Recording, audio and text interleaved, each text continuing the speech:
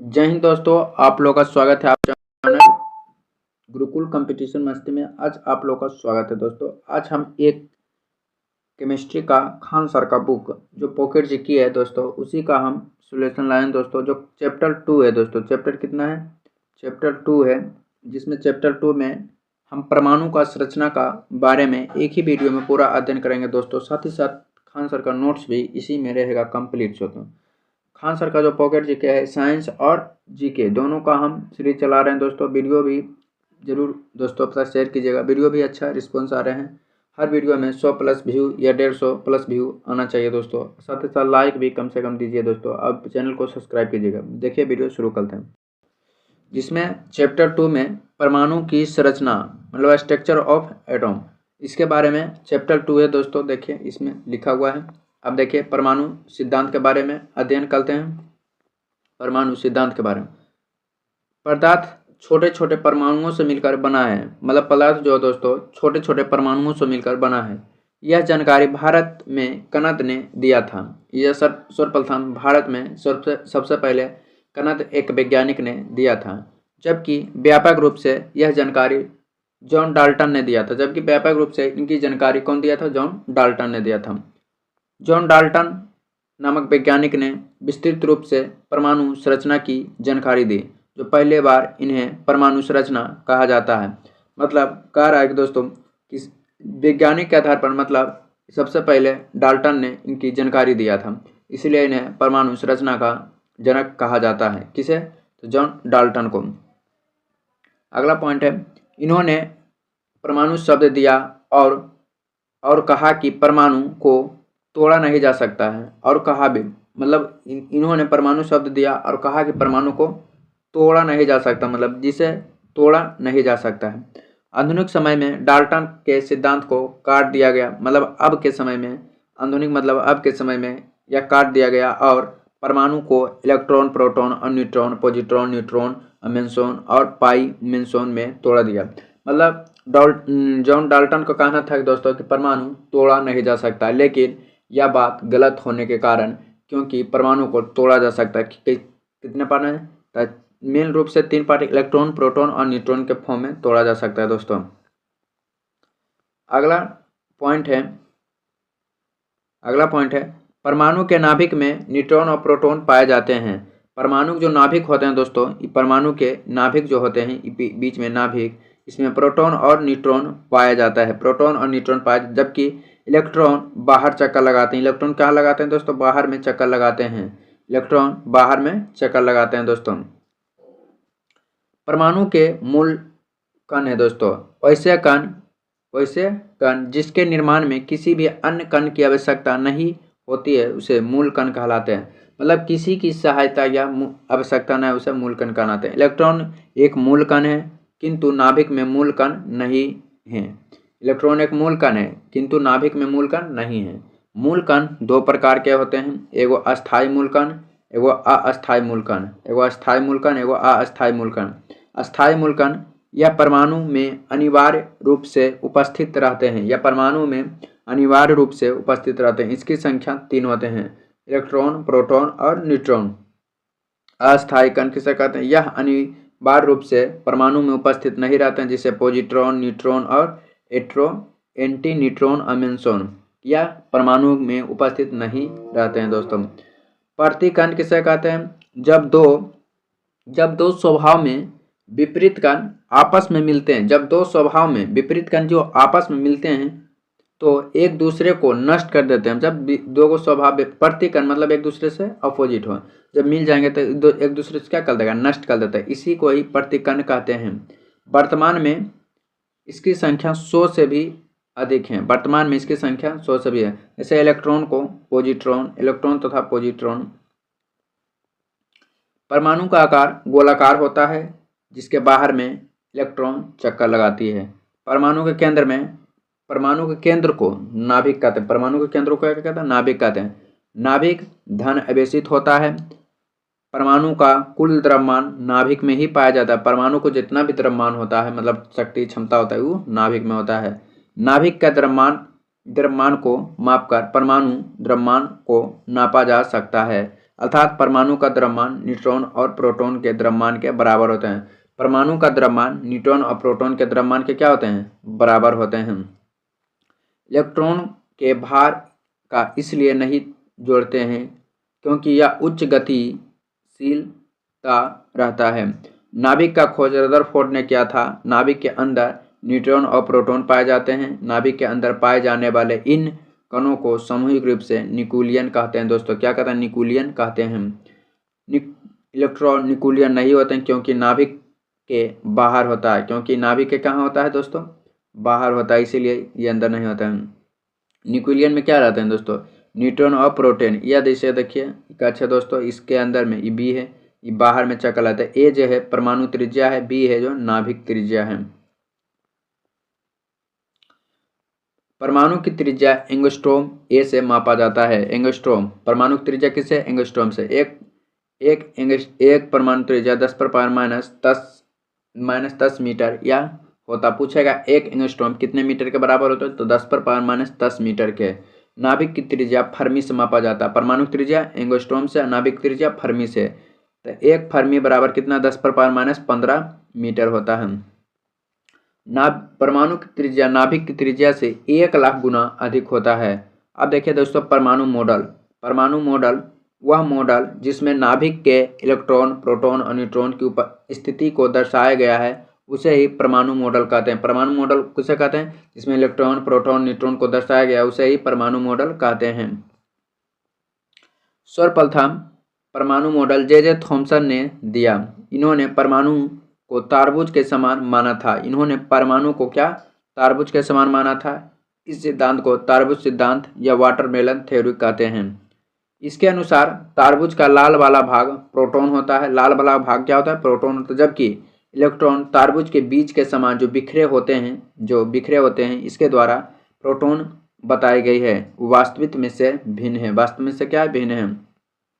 अगला मॉडल है दोस्तों रदरफोर्ड का परमाणु मॉडल। अब देखिए रदरफोर्ड का परमाणु मॉडल है। इस मॉडल को अल्फा परिकीर्णन मॉडल भी कहते हैं। इस मॉडल को अल्फा परिकीर्णन मॉडल भी कहते हैं।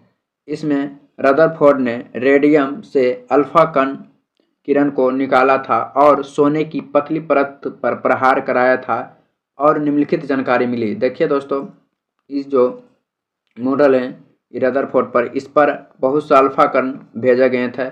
कुछ अल्फा कण पार हो गए, कुछ अल्फा कण देखिए लौट कर वापस आ गए। कुछ अल्फा कण क्या है? वापस आ गए, कुछ बिखर गए। अब देखिए क्या क्या नियम में कुछ कैसा कैसा हुआ।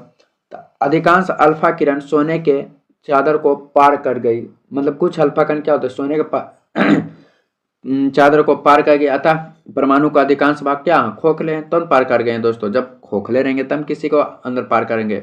कुछ अल्फा किरण परमाणु के मध्य भाग से थोड़ी विचलित हो गई, मतलब तिरछा होकर निकल गई। अतः इन्होंने कहा कि परमाणु के मध्य भाग धनात्मक होते हैं। क्या होते हैं? धनात्मक होते हैं।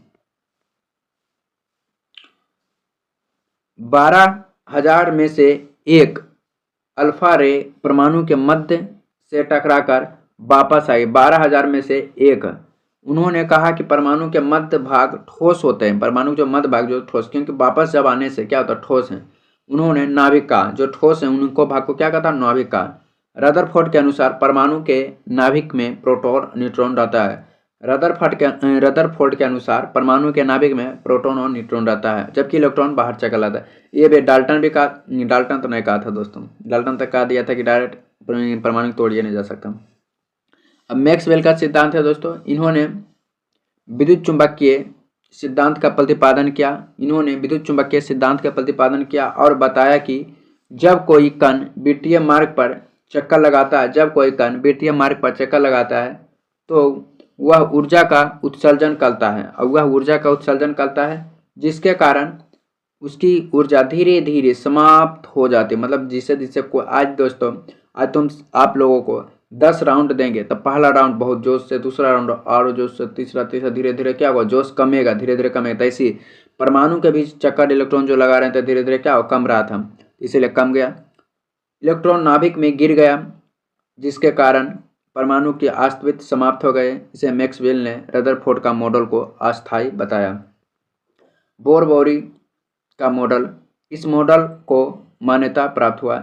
इसे नील्स बोर ने दिया था। इसके अनुसार परमाणु के केंद्र में नाभिक होता है, जबकि इलेक्ट्रॉन बाहर वित्तीय कक्ष पर चक्कर लगाता है। यह बात पहले से पता है। जब इलेक्ट्रॉन अपनी मूल कक्षा में चक्कर लगाती तो वह ऊर्जा का उत्सर्जन नहीं करता है, अर्थात ऊर्जा में कई प्रकार परिवर्तन नहीं होता, मतलब कई प्रकार के परिवर्तन भी नहीं होता। जब कोई इलेक्ट्रॉन नाभिक से दूर वाली कक्ष में जाती है, अर्थात निम्न कक्ष से उच्च कक्ष में जाती है, तो वह बाहर स्रोत से ऊर्जा ग्रहण कर लेता है, अर्थात उसकी ऊर्जा बढ़ जाती है।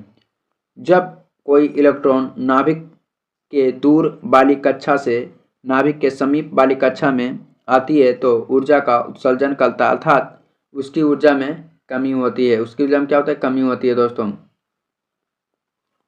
अब देखिए, कक्षा में इलेक्ट्रॉन संख्या की 2n² के अनुसार भरती है। जिसे पहली कक्षा में 2n², जब n का मान 1 रखेंगे तो n गुना 1 तो 2 हो जाएगा दोस्तों। अब n का मान 2 रखेंगे तो 2 दूनी 4, 4 दूनी 8 हो जाएगा दूसरी कक्षा में। तीसरी कक्षा में n का मान 3 रखेंगे तो 3 तिया 9, 9 दूनी 18 हो जाएगा। 4 रखेंगे n का मान 4 चका 4 का बार 16, 16 दूनी 32 तो चौथे तो पूछेगा दोस्तों पहली कक्षा में कितना मान होते हैं? 2, दूसरी में 8, तीसरी में 18, चौथा में 16, ये 32। अब देखिए इलेक्ट्रॉन, प्रोटॉन, न्यूट्रॉन के बारे में। इलेक्ट्रॉन का खोज जे थॉमसन 1897 ईस्वी में किया था। इन पर द्रव्यमान कितना? तो 9.1 इंटू 10⁻³ kg इस पर निगेटिव चार्ज होता है। प्रोटॉन का खोज गोल्डस्टीन 1919 ईस्वी में। इस पर द्रव्यमान 1.6725 इंटू 10⁻27 kg इस पर चार्ज पॉजिटिव होता है। न्यूट्रॉन के खोज चैडविक 1932 ईस्वी में। इस पर चार्ज 1.6748 इंटू 10⁻27 kg इस पर नो चार्ज, मतलब उदासीन होता है। सबसे ज़्यादा भार पूछेगा तो न्यूट्रॉन के, फिर प्रोटॉन के, फिर न्यूट्रॉन। भेदन क्षमता सबसे ज़्यादा न्यूट्रॉन, प्रोटॉन और इलेक्ट्रॉन। अब इलेक्ट्रॉन के बारे में देखते हैं दोस्तों, अध्ययन करते हैं। इलेक्ट्रॉन पर नेगेटिव चार्ज होता है। इसकी खोज जे थॉमसन ने 1897 ईस्वी में किया था। इसे कैथोड किरण भी कहते हैं। इस पर ऋण आवेश होती है दोस्तों। इस पर कौन आवेश होता है? ऋण आवेश होती है। निरपेक्ष द्रव्यमान, जब किसी कण का द्रव्यमान बिना किसी से तुलना किए निकल जाए उसे निरपेक्ष द्रव्यमान कहते हैं दोस्तों, बिना किसी तुलना किए। अगला पॉइंट है दोस्तों, निरपेक्ष द्रव्यमान वो 9.1 इंटू 10⁻31 kg। अपेक्षिक द्रव्यमान जो होता है 0.00548 AMTU। आवेश पर कितना चार्ज होता है? तो वो -1.6 इंटू 10⁻19 कूलाम होता है। इलेक्ट्रॉन का द्रव्यमान हाइड्रोजन के द्रव्यमान के क्या होता है? 1/1837 या 1840 के भाग के बराबर होते हैं। यच इलेक्ट्रॉन की ऊर्जा हमेशा क्या होता है? ऋणात्मक होती है। परमाणु द्रव्यमान इकाई एटॉमिक मास यूनिट, जब किसी कण के द्रव्यमान की तुलना कार्बन के 12वें भाग से किया जाए तो AMU कहलाता है। एक AMU बराबर 1.66 इंटू 10⁻27 kg होता है। अब देखिए दोस्तों प्रोटॉन का, इसे एनोड किरण भी कहते हैं। इसकी खोज गोल्डस्टीन 1919 ईस्वी में किया, जबकि नामकरण रदरफोर्ड ने दिया। इस पर धन आवेशित होता है। निरपेक्ष द्रव्यमान 1.6726 इंटू 10⁻27 kg जिस पर आवेश होता है वो प्लस में होता है 1.6 इंटू 10⁻19 कूलाम। इलेक्ट्रॉन और प्रोटॉन पर आवेश की मात्रा समान होती है, किंतु प्राकृतिक विपरीत होता है। मतलब समान तो होते हैं लेकिन इसका प्राकृतिक जो होते हैं एक दूसरे के क्या होते हैं? विपरीत होते हैं दोस्तों। अब न्यूट्रॉन है दोस्तों, न्यूट्रॉन के बारे में अध्ययन कर लेते हैं। न्यूट्रॉन, इसकी खोज जेम्स चैडविक ने 1932 ईस्वी में किया था। इस पर कोई भी आवेश नहीं होता है, इसी कारण इसकी खोज अधिक समय लगा है। इस पर कोई चार्ज नहीं होता, इसी कारण इस पर अधिक खोज लगा है। इस पर कोई आवेश नहीं होने के कारण, जिस मान लीजिए आपको कोई पहचान नहीं रहेगा तो इस व्यक्ति को खोजने में कितना दिक्कत होगा? बता दीजिएगा। हाँ, कुछ पहचान की 5 फीट लंबा है या कोई चीज़ के भी पहचान रहता तो जल्दी खोज में, लेकिन न्यूट्रॉन के नहीं तो पहचान था तो इसको खोजने में बहुत लंबे समय लग गया था दोस्तों न्यूट्रॉन के। इस पर आवेश की मात्रा क्या होता है? 0 होता है। इस पर आवेश की मात्रा 0। इसका द्रव्यमान हाइड्रोजन के द्रव्यमान के बराबर होते हैं। इलेक्ट्रॉन, प्रोटॉन, न्यूट्रॉन में न्यूट्रॉन अस्थायी को दिखाने वाले लगते हैं। अब न्यूट्रॉन, इसकी खोज पाउली ने किया था। इसका द्रव्यमान आवेश के शून्य होते हैं। पॉजिट्रॉन यह इलेक्ट्रॉन का प्रतिकण होता है। इसकी खोज एंडरसन ने किया था। इसका द्रव्यमान आवेश के दोनों इलेक्ट्रॉन के द्रव्यमान के बराबर होते हैं, किंतु यह प्राकृतिक में विपरीत होते हैं। इसका निरपेक्ष द्रव्यमान 9.1 × 10⁻31 kg होते हैं दोस्तों। आवेश, इस पर आवेश 1.6 × 10⁻19 कूलम। जब दो एंटी प्रैक्टिकल मतलब प्रतिकण दूसरे गति की ओर चलते हैं तो एक दूसरे को नष्ट करते हैं। मेंशन, इसकी खोज यूकोबान किया था। बेंसोन का सत्येंद्रनाथ बोस ने किया था। परमाणु संख्या, परमाणु क्रमांक, इसके बारे में अध्ययन करते हैं दोस्तों। यहाँ से क्वेश्चन एग्जाम में आता है। इसकी खोज मोसले ने किया था। किसकी खोज? परमाणु संख्या को ही परमाणु क्रमांक कहते हैं, इंग्लिश में एटॉमिक नंबर कहते हैं। इसकी खोज मोसले ने किया था। इसे जेड से दिखाया जाता है। किसी भी परमाणु के नाभिक में उपस्थित प्रोटॉन की संख्या को ही परमाणु क्रमांक कहते हैं। मतलब किसी भी परमाणु नाभिक में जो होता है दोस्तों उपस्थित प्रोटॉन की संख्या को ही परमाणु क्रमांक कहते हैं। क्या कहते हैं? परमाणु क्रमांक कहते हैं। यह हमेशा पूर्णांक में होती है। परमाणु क्रमांक बराबर प्रोटॉन या इलेक्ट्रॉन, तीनों बराबर। परमाणु क्रमांक कोई प्रोटॉन और इलेक्ट्रॉन। भले ही परमाणु के इलेक्ट्रॉन की संख्या प्रोटॉन की संख्या के बराबर होती है, किंतु इलेक्ट्रॉन की संख्या को परमाणु क्रमांक नहीं कहते हैं, क्योंकि इलेक्ट्रॉन घटता या बढ़ता रहता है। इलेक्ट्रॉन को कभी फिक्स नहीं होता, ये घटते या बढ़ता रहता है दोस्तों। किसी भी उदासीन परमाणु के लिए Z बराबर P या E। अब देखिए फॉर एग्जाम्पल है, जैसे में इसे Na 11 होता है, तो E है तो क्या है? परमाणु संख्या है। ये जो है परमाणु संख्या भी है, क्या है? प्रोटॉन भी है, और जो नीचे वाला भी इलेक्ट्रॉन भी है। क्या है? इलेक्ट्रॉन भी है। ऐसे ये 20 है तो ये हो जाएगा Z परमाणु संख्या भी हो जाएगा 20, प्रोटॉन भी हो जाएगा। मतलब प्रोटॉन परमाणु तीनों चीज बताए थे दोस्तों, प्रोटॉन, इलेक्ट्रॉन और परमाणु क्रमांक, या परमाणु संख्या, ये तीनों क्या होते हैं? बराबर होते हैं। परमाणु क्रमांक को Z से सूचित किया जाता है, प्रोटीन को P से, इलेक्ट्रॉन को E से। तो परमाणु क्रमांक प्रोटॉन और इलेक्ट्रॉन तीनों क्या होते हैं? बराबर होते हैं। जैसे देखिए आर्गन में भी परमाणु क्रमांक 18, प्रोटॉन की संख्या 18, इलेक्ट्रॉन की संख्या 18, इसमें भी 18, 20, तीनों क्या है? आपस में बराबर। अब आयन किसे कहते हैं दोस्तों? वैसे परमाणु जिसमें इलेक्ट्रॉन या तो कुछ निकाला गया होता है या फिर बाहर से आ गया होता है। आयन पर आवेश उपस्थित होता है। इलेक्ट्रॉन के निकलने पर धन आवेश होता है, इलेक्ट्रॉन को ग्रहण करने पर ऋण आवेश होता है। मान लीजिए इलेक्ट्रॉन किसी को त्याग दे दिया तो धन आवेश, ग्रहण कर लिया तो ऋण आवेश। आयन में परमाणु क्रमांक नहीं बदलता, किंतु इलेक्ट्रॉन की संख्या बदलती है। जैसे दोस्तों N 1+ है तो परमाणु क्रमांक हो गया Z कितना है? प्रोटॉन की संख्या कितना देगा रहा। अब A को किसी को दान दिया तो इलेक्ट्रॉन की संख्या कितना हो जाएगा? 10 हो जाएगा। इलेक्ट्रॉन की संख्या 10। अब 2 को दान दिया तो ये हो जाएगा परमाणु क्रमांक 20, प्रोटॉन की संख्या 20, कई को दान दिया? 2 को, प्लस 2 को तो 2 को, तो हो जाएगा इलेक्ट्रॉन 18। ऐसे Cl हो जाएगा दोस्तों। ये हो जाएगा परमाणु क्रमांक 17 और प्रोटॉन की संख्या भी 17। इलेक्ट्रॉन देखिए एगो माइनस है, तो जब माइनस है तो इस पर कोई चार्ज लिया दोस्तों, इसका उल्टा हो जाएगा तो 1, तो 17 1 कितना हो जाएगा? 18, तो इलेक्ट्रॉन की संख्या 18 हो जाएगा दोस्तों। सम इलेक्ट्रॉनिक्स, वैसे तत्व जिनमें इलेक्ट्रॉन की संख्या की हो समान हो उसे सम इलेक्ट्रॉनिक कहलाते हैं। इलेक्ट्रॉन की संख्या क्या होना चाहिए? समान। जैसे देखिए मैग्नीशियम पर प्लस है दोस्तों, तो इस पर इलेक्ट्रॉन की संख्या कितना हो जाएगा? 10 हो जाएगा। एल्युमिनियम पर 3 गो प्लस है तो इसमें 3 गो त्याग देगा तो हो जाएगा 10। ऑक्सीजन पर 2 गो माइनस बने तो जुटेगा तो हो जाएगा 10। तो इसमें क्या हो जाएगा? सम इलेक्ट्रॉनिक्स हो जाएगा दोस्तों। किसे? वैसे तत्व जिसमें इलेक्ट्रॉन की संख्या क्या हो? समान हो, उसे सम इलेक्ट्रॉनिक्स तत्व कहते हैं।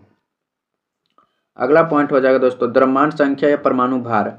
द्रव्यमान संख्या या परमाणु भार, इसे A से द्वारा दिखाया जाता है। नाभिक में उपस्थित प्रोटॉन और न्यूट्रॉन की संख्या की हो, मतलब प्रोटॉन और न्यूट्रॉन की संख्या के दोनों को योग के बराबर को ही एटॉमिक मास कहते हैं। A कहते हैं दोस्तों, एटॉमिक मास कहते हैं के योग के बराबर।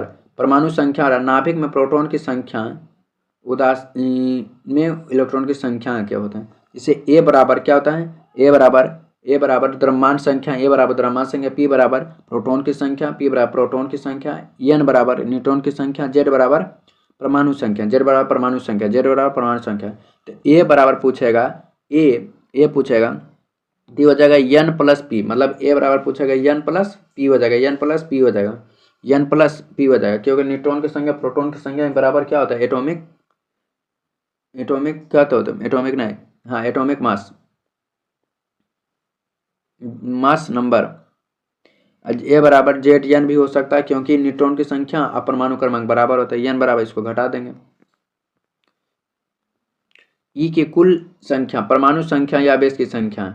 अब देखिए दोस्तों, जो ऊपर वाला होता है परमाणु संख्या होता है, सॉरी द्रव्यमान संख्या होता है। क्या होता है, द्रव्यमान संख्या। ऊपर वाला जो होता है 27 जो है द्रव्यमान संख्या, जिसे ए से सूचित किया जाता है द्रव्यमान संख्या, जिसे ए से। नीचे वाला होता है जेड होता है दोस्तों, जिसे परमाणु संख्या। परमाणु संख्या द्रव्यमान संख्या, परमाणु संख्या द्रव्यमान संख्या। और जो घट के आएगा दोस्तों, घट के आएगा न्यूट्रॉन की संख्या हो जाएगा। क्या हो जाएगा, न्यूट्रॉन की संख्या। यहाँ पर देखिए एग्जाम्पल भी है कि ए जिसे परमाणु संख्या जेड से सूचित किया जाता है, जेड बराबर कितना हो जाएगा, 13 हो जाएगा, और ए बराबर 27 हो जाएगा, ए बराबर 27। तो पूछेगा, क्या पूछा, न्यूट्रॉन, तो इसमें घटा देंगे तो 14 हो गया न्यूट्रॉन की संख्या। अब प्रोटॉन परमाणु संख्या, अब प्रोटॉन कितना हो जाएगा, 13, क्योंकि परमाणु संख्या प्रोटॉन का मान कितना 13, इलेक्ट्रॉन भी 13 हो जाएगा, क्योंकि ये तीनों बदलता नहीं। परमाणु संख्या, प्रोटॉन, इलेक्ट्रॉन तीनों बराबर, ऊपर द्रव्यमान संख्या होते हैं दोस्तों। फॉर एग्जाम्पल है दो चार को देखिए यहाँ पर। सोडियम के पर है दोस्तों, तो ये जेड जो है परमाणु क्या है, परमाणु संख्या ना दोस्तों, परमाणु क्रमांक। परमाणु संख्या परमाणु क्रमांक किसे बोला जाता है, परमाणु संख्या परमाणु क्रमांक। परमाणु क्रमांक के परमाणु संख्या नहीं 11, प्रोटॉन की संख्या भी 11, इलेक्ट्रॉन की संख्या भी 11, एटॉमिक मास कितना हो जाएगा 23, मतलब द्रव्यमान संख्या 23, न्यूट्रॉन की संख्या 12 दोस्तों। ऐसे इसमें यूरेनियम के भी हो जाए 92 हो जाएगा जी, परमाणु संख्या परमाणु क्रमांक, प्रोटॉन की संख्या 92, इलेक्ट्रॉन की संख्या 92, मतलब एटॉमिक मास 235, न्यूट्रॉन की संख्या इसमें से इसमें घटा देंगे, न्यूट्रॉन की संख्या आ जाएगा। आइसोबार या तो संभारिक, वैसे तत्व जिनका परमाणु भार समान हो। परमाणु भार क्या हो, समान हो। वैसे तत्व जिनका परमाणु भार समान हो उसे संभारिक कहलाता है। जिनका परमाणु भार क्या हो, समान, उसे संभारिक कहलाता है, संभारिक कहलाता है। परमाणु भार समान हो। इसमें देखिए C6 मतलब 6 जो है 6 ही 14 है दोस्तों, ये 18 ही 40 है। ऐसे इसमें कितना मतलब इसमें देखिए परमाणु भार मतलब द्रव्यमान संख्या के भार, मतलब भार हम लोग कहाँ रखते हैं दोस्तों, माथा पर रखते हैं। तो ये जो भार होना चाहिए समान होना चाहिए। जिसमें देखिए यहाँ इसको जूम कर देते हैं बढ़िया से। अब देखिए ये 14 है दोस्तों, यहाँ पर भी 14 है, तो ये दोनों का मान क्या है, बराबर है कि नहीं। इसे ही परमाणु भार या तो द्रव्यमान संख्या। इसमें भी देखिए आर्गन में भी 40, कैल्शियम में भी 40, तो ये बराबर है। तो वैसे तत्व जिनके परमाणु भार समान उसे समभारिक कहते हैं दोस्तों। इलेक्ट्रॉन होता तो सम इलेक्ट्रॉनिक कहते हैं। इसमें इलेक्ट्रॉन देखिए सबका भिन्न भिन्न है, तो समभारिक किसे कहते हैं, जिसमें भार क्या बराबर, जिसे हम लोग माथा पर रखते हैं कोई चीज टोकरी है, तो उसका मान लीजिए इसका 5 kg तो इसका भी क्या ना चाहे 5 kg, उसे समभारिक कहते हैं। अब समझे दोस्तों। अगला पॉइंट, समस्थानिक।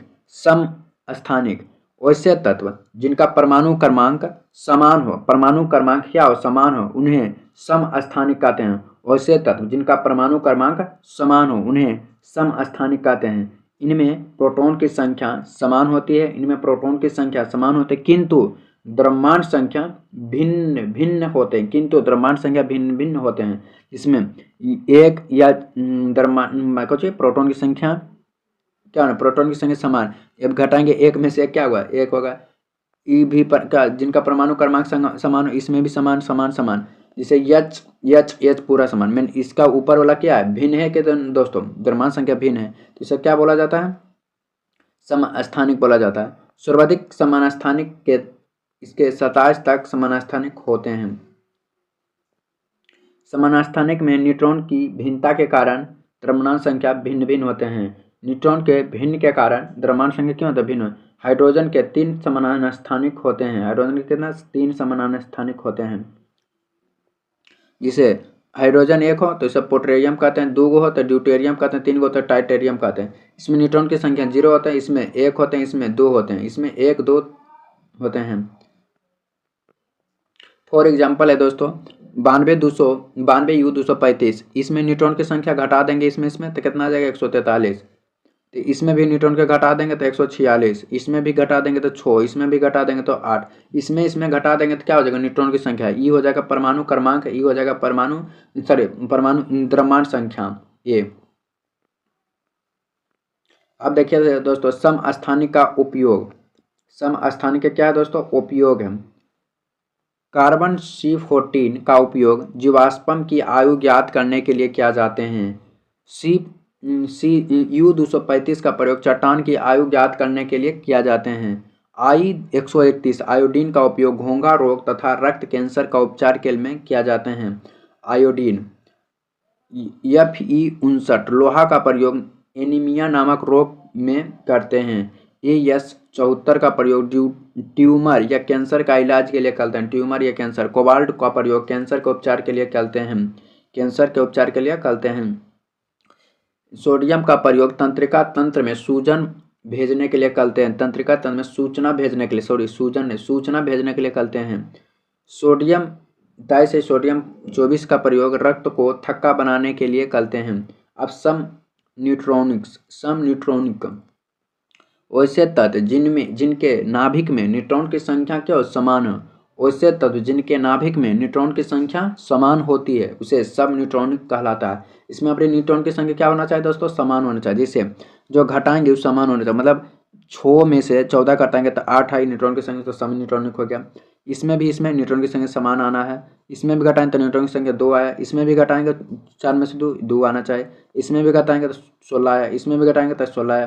तो इसमें क्या सम न्यूट्रॉनिक हो जाएगा, जिसमें न्यूट्रॉन की संख्या क्या हो समान, सम न्यूट्रॉनिक्स कहलाता है।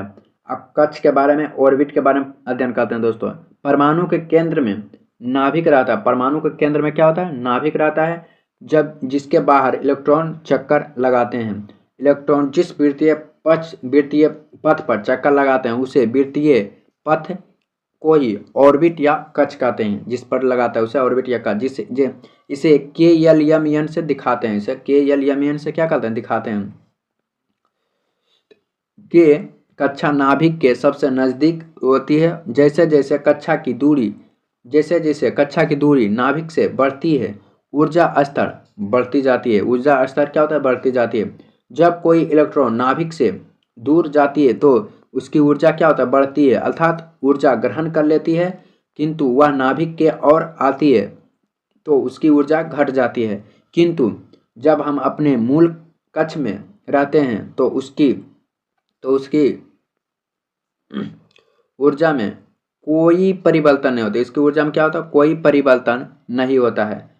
बोर-बारी योजना के अनुसार किसी भी कक्ष में इलेक्ट्रॉन की संख्या 2n स्क्वायर के आधार पर होती है, 2n स्क्वायर के आधार पर होती है, जहां n कक्षों की क्या है संख्या है दोस्तों, जहां n क्या है कक्षों की संख्या है।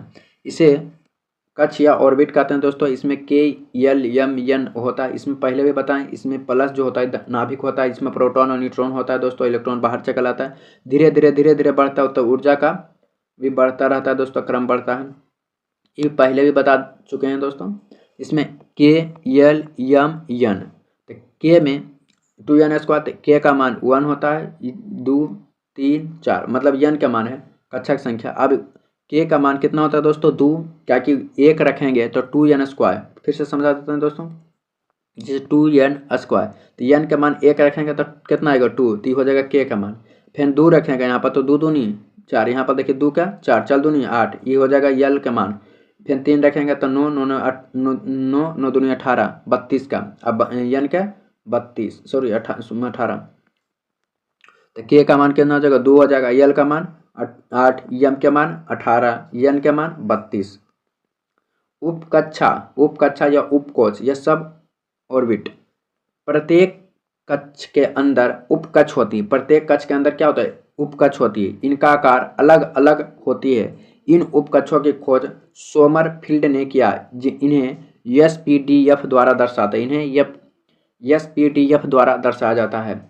यस उपकक्षा इसका आकार गोल के समान होता है। यस उपकक्षा इसका आकार क्या होता है गोला के समान होता है, गोला के समान होता है। देखिए किसका होता है गोला के समान होता है। देखिए यह यस उपकक्षा है दोस्तों, पी उपकक्षा, इसका आकार डमरू के समान होते हैं। पी उपकक्षा यह डमरू के समान होते हैं दोस्तों। किसके? डमरू के समान। देखिए डमरू के समान होते हैं। डी उपकक्षा, इसका आकार डबल डमरू के आकार होते हैं। ये डबल डमरू के आकार होते हैं। देखिए डबल डमरू के आकार होते हैं, उसे क्या कहते हैं? डी उपकक्षा। यफ उपकक्षा, आकार 5 भुजाओं वाले डमरू के समान होते हैं। कितना? 5 भुजा वाले डमरू के समान होते हैं। देखिए 5 भुजा वाले डमरू के समान। कितना भुजा? 5 भुजा वाला। 5 भुजा वाले डमरू के आकार के होते हैं, इसे यफ उपकक्षा कहते हैं। अब देखिए यस उपकक्षा में 2 इलेक्ट्रॉन होते हैं, इसमें 4 अधिक होता है। पी उपकक्षा में 10, यस में 2, पी में 6, डी में 10, एफ में 14। इसमें कितना? 4 ऐड हो रहा है दोस्तों। तो पूछा गया यस में 2, पी में 6, डी में 10 और एफ में 14 दोस्तों। इसे के का पूछेगा तो के है यस में, तो यस में के यस भी बोल सकते हैं, इसमें 2 होता है। यल का यस पी हो सकता है, यस में 2 और पी में कितना होता है? 6 होता है, तो 6 2 8 हो जाएगा। यम का हो जाएगा एस पी डी, 2 6 10 हो जाएगा। एन हो जाएगा एस पी डी एफ, 2 6 10 14 भी हो सकता है। इकच्छा उपकच्छा हो गया। अब ऑर्बिट्स के बारे में पढ़ते हैं। कक्षा के बाहर इलेक्ट्रॉन का बादल बन जाता है, इन्हें जिसे कक्षा कहते हैं। कक्षा की संख्या उपकक्षा में इलेक्ट्रॉन की आधी होती है। कक्षा की संख्या उपकक्षा में इलेक्ट्रॉन की संख्या क्या होता है? आधी होती है। एक कक्षा में उपस्थित अधिकतम 2 ही इलेक्ट्रॉन होते हैं, जिन्हें एगो ऊपर से एगो नीचे से दर्शाते हैं। मतलब एक कक्षा में अधिकतम 2 ही इलेक्ट्रॉन होते हैं। कितना? 2 ही इलेक्ट्रॉन होते हैं, एक ऊपर एक नीचे से। कक्षक में इलेक्ट्रॉन हुंड का नियम के अनुसार बढ़ते हैं। कक्षा में कैसे? कक्षक में, कक्षा था दोस्तों, कक्षक में इलेक्ट्रॉन हुंड के नियम के अनुसार बढ़ते हैं। इस नियम के अनुसार कक्षक में पहले एक एक करके इलेक्ट्रॉन प्रवेश करते हैं। मतलब एक एक करके इलेक्ट्रॉन प्रवेश करते हैं। इसके बाद विपरीत चक्रण में इलेक्ट्रॉन को जोड़ा बड़ा प्रारंभ होता है। जैसे देखिए दोस्तों यहाँ पर बताया गया। इसे यस में 2 होते हैं, तो एक ऊपर एक नीचे दोस्तों। इसमें पी में 6 गो होते हैं, तो एक ऊपर एक नीचे, एक ऊपर एक नीचे, एक ऊपर एक नीचे, तो हो गया 3 गो। फिर 10 डी में 10 गो होते हैं, तो एक ऊपर मतलब 5 गो बना, एक ऊपर, ऐसे 7 गो इसमें बना, एक ऊपर एक नीचे। तो यस में 2 गो, पी में 6 गो, डी में 10 गो, इसमें एफ में 14 गो।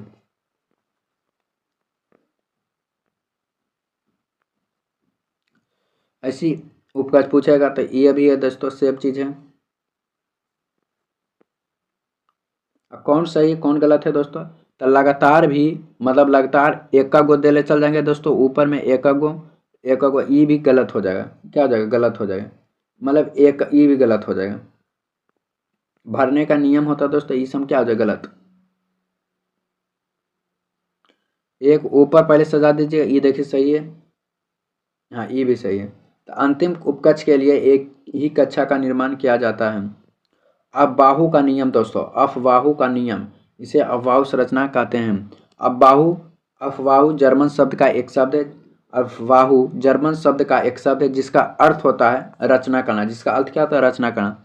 तत्वों को इलेक्ट्रॉनिक विन्यास कोई बनाना ही अफबाहु का नियम कहलाता है। यह दोस्तों आप लोग जरूर एक बार देखे होंगे कि यस होता है, 2 यस होता है, 3 यस 2 पी होता है, 4 यस 3 पी होता है, 5 यस 4 पी 3 डी होता है। ऐसे करके बढ़ते जाता है दोस्तों।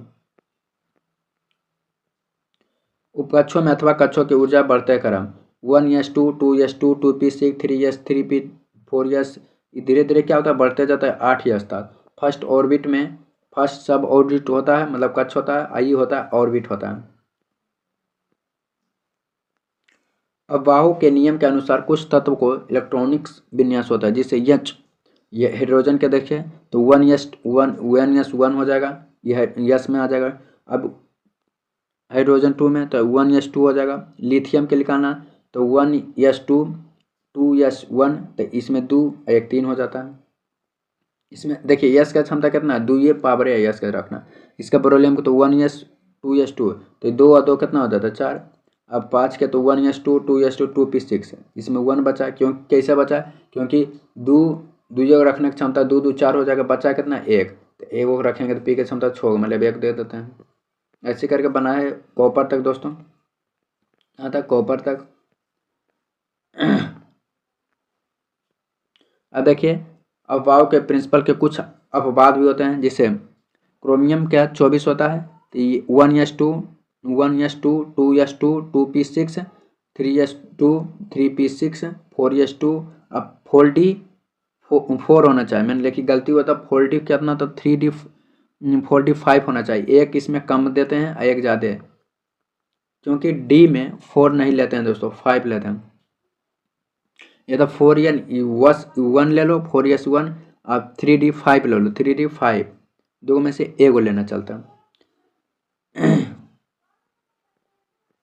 यह समझ दोस्तों। अब देखिए क्वांटम संख्या किसे कहते हैं, इसके बारे में अध्ययन कर लेते हैं दोस्तों। क्वांटम संख्या के बारे में, यह वह संख्या है जो इलेक्ट्रॉन की बिल्कुल सटीक स्थिति को बताता है, अर्थात इलेक्ट्रॉन को पूर्ण जानकारी देती है। यह इलेक्ट्रॉन का आधार कार्ड होता है। यह इलेक्ट्रॉन का क्या होता है? आधार कार्ड होता है। क्वांटम नंबर को 4 प्रकार के, मुख्य क्वांटम नंबर, द्विगांशी क्वांटम नंबर, चुंबकीय क्वांटम नंबर, चक्रण क्वांटम नंबर। तो पूछा क्वांटम नंबर कितना प्रकार के? 4। अब मुख्य क्वांटम नंबर किसे कहते हैं? यह इलेक्ट्रॉन की कक्षा को दर्शाता है, अर्थात नाभिक से दूर तथा ऊर्जा के स्तर को दर्शाता है। इसे n से डिनोट करते हैं, n बराबर 1 2 3। इसे प्रिंसिपल क्वांटम नंबर का मान कभी भी शून्य नहीं हो सकता है, कभी भी शून्य नहीं हो सकता। द्विगांशी क्वांटम नंबर, यह इलेक्ट्रॉन के उपकक्षा को दर्शाता है। इसे L से डिनोटेड करते हैं, L से। n-1 होता है, S उपकक्षा में 0, P उपकक्षा में 1, D उपकक्षा में 2, 3 उपकक्षा में S उपकक्षा में 0, P उपकक्षा में 1, D उपकक्षा में 2, F उपकक्षा में 3। चुंबकीय क्वांटम संख्या, इसे कक्षा को दर्शाता है, इसे m से डिनोटेट करते हैं, इसे m से डिनोटेट करते हैं दोस्तों, किसे? m से। संख्या में उपकक्षा गति को बढ़ाता है, इसे 1 माइनस में 1 प्लस में होता है, 1 माइनस 1 प्लस में होता है दोस्तों। इसे p उपकक्षा के लिए 1 माइनस 0 प्लस। चक्रण क्वांटम संख्या, इसे चक्र लगा रहे इलेक्ट्रॉन को दिशा को दर्शाता है, इसे यश द्वारा दर्शाता है। जिससे क्लॉकवाइज जितना सीधा, एंटी क्लॉकवाइज उल्टा होता है, एक ऊपर एक नीचे, मतलब जो ऊपर वाला होता है क्लॉकवाइज होता है, जो नीचे वाला होता है ये एंटी क्लॉकवाइज होता है दोस्तों। जो ऊपर वाला होता है ये प्लस में लेता है, एंटी क्लॉक लेता है ये माइनस में लेता है दोस्तों। अब देखिए एफ मतलब फ्लोरीन, इसका निकालते हैं 1 पहला n(2) 2p6 होता है, तो 6 से एक को बचा 2 2 4 1 5 को बचा, 5 को लिखेंगे तो ये आ गया कचना, इतना आ गया ना। यहाँ पर सब बना हुआ है दोस्तों, देखिए समझिए पीडीएफ में इलेक्ट्रॉन के लिए। तो इसमें कक्षा कितना आया? 2 कक्षा कितना आया? 2 आया। उपकक्ष कितना आया? 1 आया। उपकक्ष कितना आया? 1। अब कक्षक में पूछेगा तो माइनस आया प्लस आया, तो यस तो क्या होगा? -0 प्लस, तो -0 प्लस। दिशा में क्या है दोस्तों? दिशा है एक ऊपर एक नीचे, एक ऊपर एक नीचे, तो एक ऊपर एक नीचे, तो 5 को बचा नहीं, एक लास्ट वाला जो है 5 को बता, एक ऊपर एक नीचे, फिर एक ऊपर फिर एक नीचे बचा, फिर एक ऊपर, तो एक ऊपर का होता है, सॉरी एक ऊपर का होता है -1/2 होता है। ऐसे सोडियम के भी निकालें दोस्तों, सोडियम के निकालें। कच कितना आया? 2 में कच का में आया। अब देखिए 3s आया, तो यस में आ जाए, कच 2 में आ गया। उपकच कितना आया? एल के मान पी में आ गया, पी के मान आ गया कि ना। यम उपकक्षक है, कितना में आया? 3s2, इसमें भी कितना आ गया? दिशा -1/2 आ गया। ऐसे टोटल के निकालना पड़ेगा दोस्तों। फॉर एग्जाम्पल में एक नोट पॉइंट है दोस्तों, डी उपकक्ष में 4 या 9 इलेक्ट्रॉन नहीं रख सकते हैं। डी उपकक्ष में 4 या 9 इलेक्ट्रॉन नहीं रख सकते हैं, जबकि एफ उपकक्ष में 6 या 13 इलेक्ट्रॉन नहीं रख सकते हैं। अगला पाउली का अपवर्जक नियम है। इसके अनुसार किन्हीं 2 इलेक्ट्रॉन का चारों क्वांटम संख्या के मान बराबर नहीं होते हैं। जैसे देखिए सोडियम के निकाला है दोस्तों, तो न्यूट्रॉन की संख्या 2, L 1 आ गया, M के मान -1 0 1 आया -1। अब यस का मान एक ऊपर एक नीचे हो तो -1 भी आ गया, इसमें भी एक हुआ, तो कहीं नीचे ऊपर रहेगा तो माइनस में, नीचे आएगा तो प्लस में। हाइड्रोजन के अनिश्चितता का सिद्धांत, इसके अनुसार गतिशील इलेक्ट्रॉन का वेग तथा स्थिति दोनों के एक ही साथ ठीक ज्ञात नहीं किया जा सकता है, एक ही साथ ठीक ज्ञात।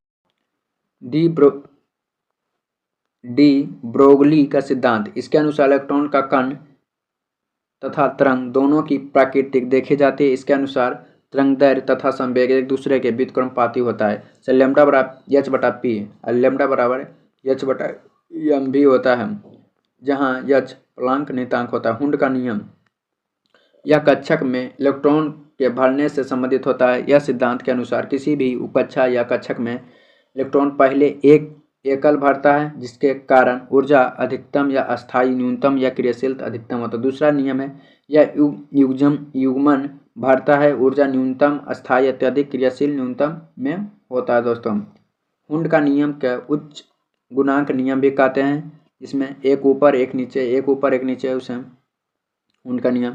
कोर इलेक्ट्रॉन किसे कहते हैं?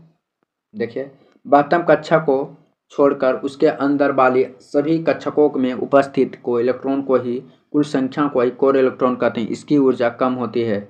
अब देखिए संयोजी किसी तत्व के सबसे बाहरी कक्ष में उपस्थित इलेक्ट्रॉन की संख्या को ही संयोजी इलेक्ट्रॉन कहते हैं। इसकी ऊर्जा अधिक होती है। इसकी ऊर्जा क्या होता है? अधिक होती है। संयोजी इलेक्ट्रॉन की संख्या 1 से 8 तक होती है। संयोजी इलेक्ट्रॉन की संख्या 1 से 8 तक होते हैं। कोई भी तत्व अपने बाह्यतम कक्षा में 8 इलेक्ट्रॉन रखना चाहता है। किसी भी रासायनिक अभिक्रिया में संयोजी इलेक्ट्रॉन के भाग लेते हैं, क्योंकि उसका ऊर्जा सर्वाधिक होता है। जैसे देखिए एल्युमिनियम के तो इसका संयोजी 3 होता है, क्योंकि 2 8 और 3 13 बाह्यतम कक्षा में जो आया उसे ही संयोजी इलेक्ट्रॉन कहते हैं। इसे संयोजी इलेक्ट्रॉन के आधार पर हम किसी भी तत्व के वर्ग के निर्धारित करते हैं। संयोजी इलेक्ट्रॉन वर्ग संख्या होता है।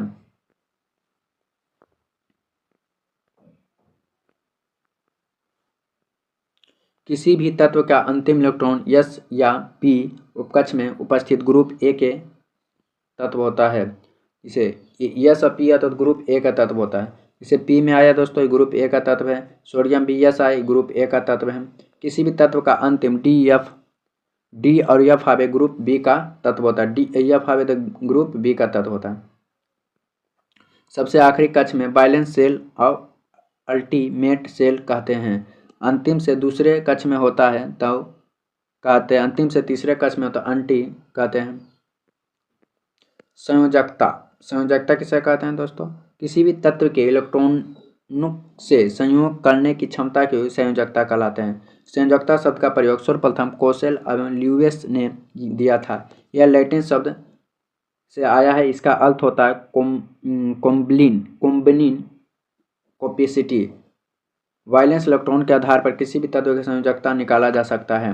किसी भी तत्व का अधिक संयोजित इलेक्ट्रॉन 1 2 3 4 मतलब संयोजकता है, संयोजित इलेक्ट्रॉन होता है। जैसे एल्युमिनियम का कितना होता है? 3 होता है। मैग्नीशियम के 2 होता है। सोडियम का 1 होता है। अभी जस्ट निकाले सिखाए थे। संयोजकता जो है 8 में से संयोजित इलेक्ट्रॉन, इसे ऑक्सीजन के क्या होता है? 2 और 6, तो 6 में से हमको घटा देना है क्या दोस्त? 6 बचा नहीं, तो 8 में से 6 घटा देना, तो 2 बचा है। 2 में से 8 घटा देना, तो 2 और 8 आया, तो 8 में से 8 घटाएंगे तो 0 आ जाएगा, 1 आ जाएगा। संयोजी इलेक्ट्रॉनिक है। जिससे देखिए इसका कार्बन के लिखाना है तो 2 और 6 ये विन्यास आ गया।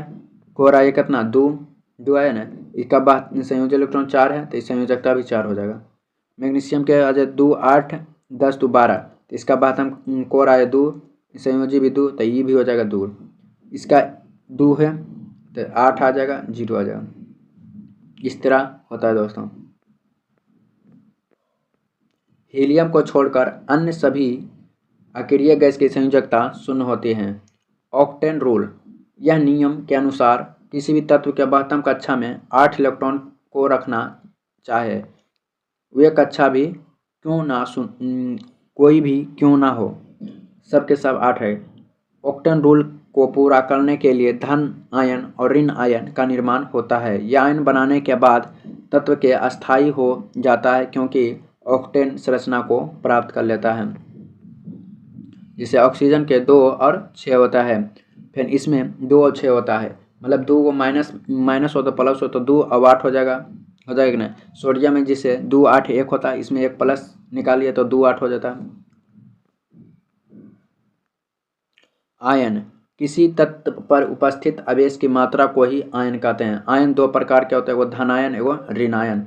धनायन एवं ऋणायन आयन अस्थायी हो जाते हैं, जिसमें जैसे क्लोरीन है दोस्तों, क्लोरीन 2 8 7 हैं, 2 8 7 हैं, इलेक्ट्रॉनिक विन्यास लिखा है। इसमें माइनस है, माइनस मतलब कर देंगे, इस पर माइनस चला देंगे तो ई हो जाएगा, जुट जाएगा। मतलब माइनस जो रहेगा दोस्तों +1 का डिनोट करता है, अब प्लस कहीं रहेगा तो -1 घटा देगा किसी से भी। तो इसमें इसी जुटेगा तो 8 पूरा हो गया।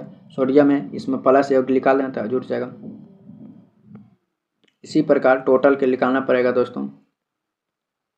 अब देखिए दोस्तों, अनुभार के बारे में पढ़ते हैं। अनुभार किसी यौगिक के सभी